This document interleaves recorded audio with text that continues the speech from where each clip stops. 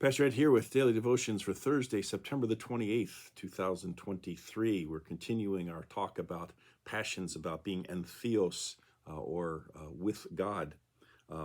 The authors of Life Keys talk about the different approaches or the different ways in which we discover or find our passions.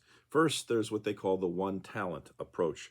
These are people who look for chances to use a single specific life gift or spiritual gift in a variety of arenas. Bill Hybels, in his book, The Volunteer Revolution, gives numerous examples of people who discover their passions through the use of a particular gift. At his former church, Willow Creek Community, they used to have, at least I assume they still have, a ministry that's called CARS, Christian Auto Repairmen Serving.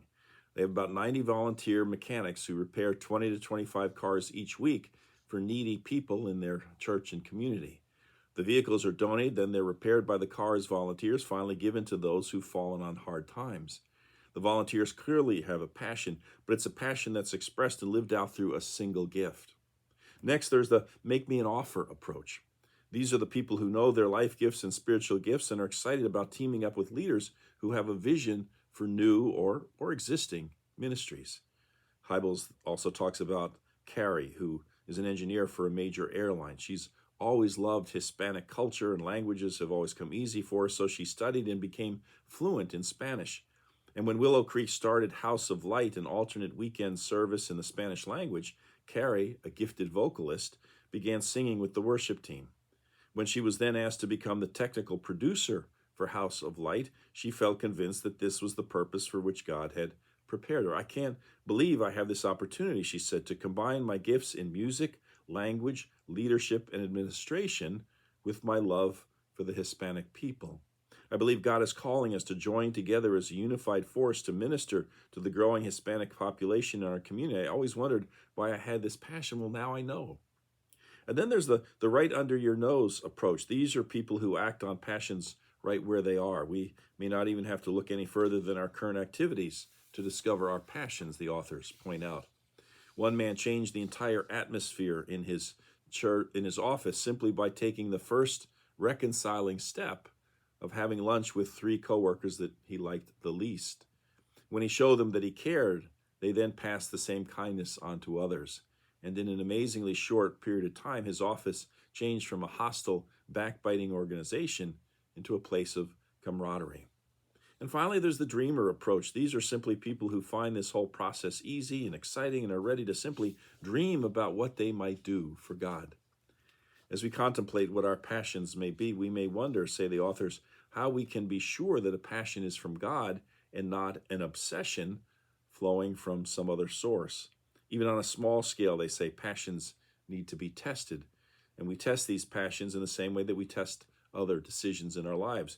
Would Scripture prohibit me from acting on this passion?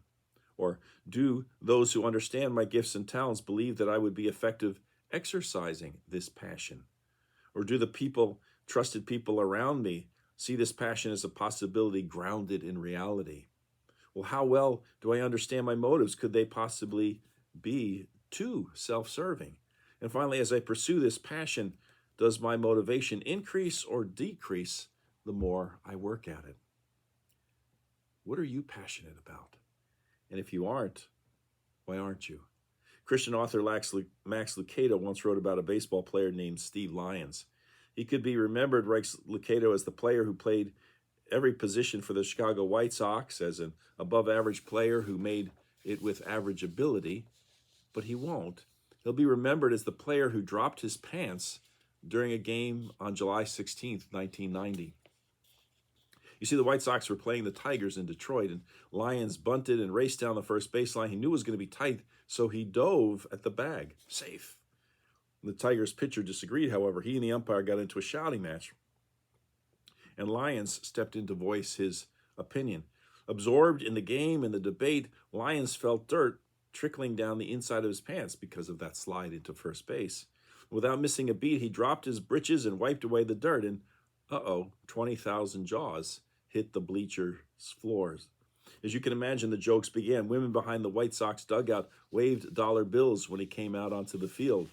No one wrote one columnist, had ever dropped his drawers on the field. Not Wally Moon, not Blue Moon Odom, not even Heine Manush, all real Major League ball players.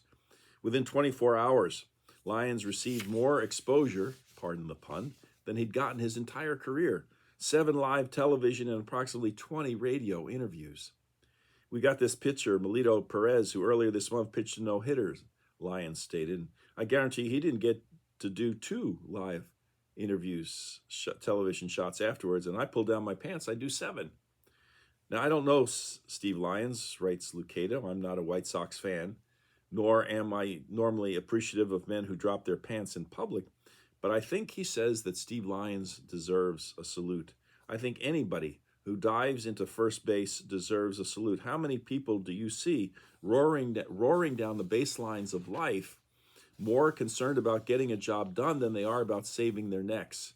How often do you see people diving headfirst into anything? Too seldom, right?